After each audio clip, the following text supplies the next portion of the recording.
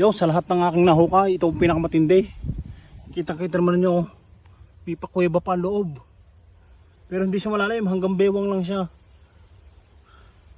Ang tindi niyan.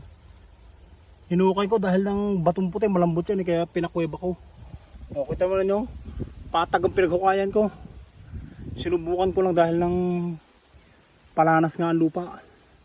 Pero hindi tayo nagkamali sa pagsubok ano. At talaga namang paldo tayo sa nakuha natin dyan. Ito, nakuha natin dyan oh. Tsanan! Ay hindi lang 10 kilo yan. Baka yung mga 15 kilo pa.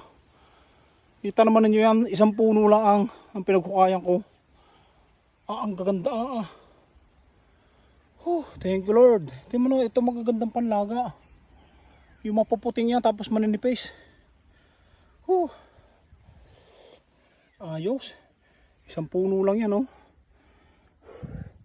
Sobrang pagod niya pero sobrang sulit din naman. Ngayon hapon na, mga bandang alas 3 na ngayon, kaya uuwi na tayo. Magang alas 3 na, di ko alam kung anong oras na eh. Pero pinapaldo tayo bago tayo umuwi.